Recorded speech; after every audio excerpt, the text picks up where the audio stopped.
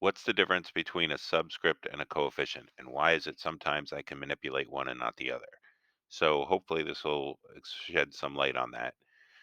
Uh, let's first get into what a subscript is versus a coefficient. And I thought that was best handled when we were doing the PhET. And you have subscripts that discuss how many of those atoms, in this case hydrogen, the white ones, are connected to, in this case, a carbon, the gray one, in one molecule. Here there are two oxygens connected to each other. Here there are two oxygens but connected to a carbon. Here there are two hydrogens connected to an oxygen. So subscripts are just telling you about the atom composition of a molecule. Coefficients are telling you how many of those molecules you have. So every time we raise the coefficient, we've now increased the CO2s by that number. So there are now 3 carbons and 3 times 2, 6 oxygens. If we lower that, we're going to lose an entire carbon and 2 oxygens. If we raise this, we're going to increase by 1 carbon and 4 hydrogens. So these coefficients talk about how many molecules they have, whereas the subscripts discuss how many atoms are in each individual molecule. And I hope that brings some light into that we're doing. So chlorate decomposition. Chlorates have the formula MClO3, some metal with a ClO3. Now the ClO3 has a charge of ClO3 has a charge of -1. How do I know that? Well, it's on this little chart here that we provide you. All right, ClO3 is up here. The chlorate has a -1 charge.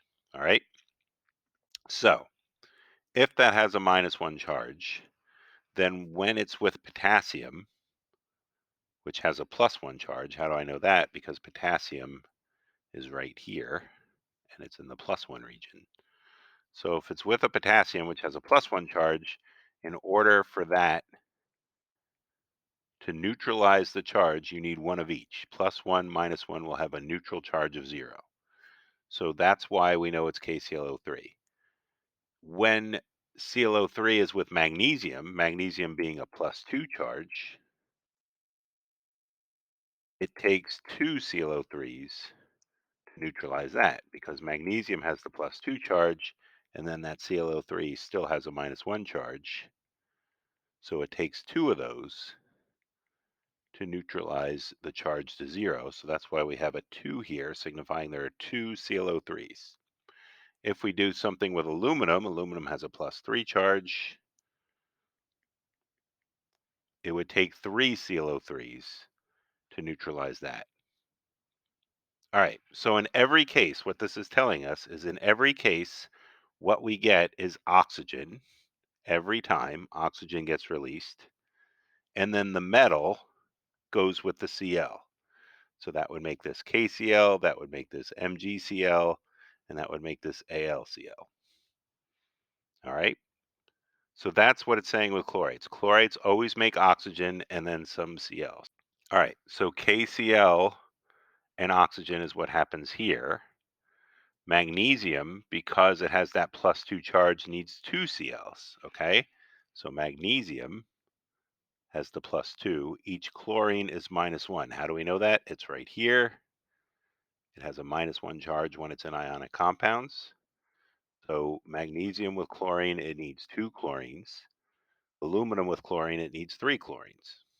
All right, aluminum has a +3, so it needs three chlorines to neutralize that charge to 0. So that's how we know that this is MgCl2. That's how we know this is AlCl3.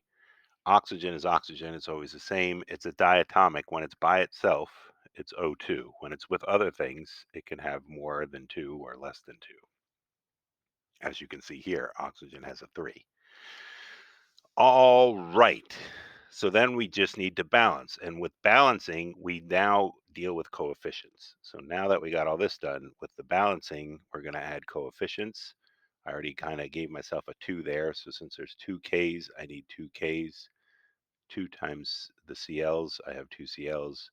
2 times 3 is 6. I have 6 oxygens, so I need a 3 there. All right, with the magnesium, there's 2 Cl's, so that's taken care of. There's 6 oxygens, so I need a 3 there. There's 1 magnesium, so that's fine. All right, for the aluminum, there's 9 oxygens. That's going to be a problem. 9 is an odd number, and it has to leave in pairs, which is an even number. So if that's an odd number and that's an even number, the fastest way I'm going to get away from that is to double the odd number to make it an even number. So now I have 2 Als, so I need 2 Als. I have 2 times 3, 6 chlorines. 2 times 3, 6 chlorines. And then I have 2 times 9, 18 oxygens.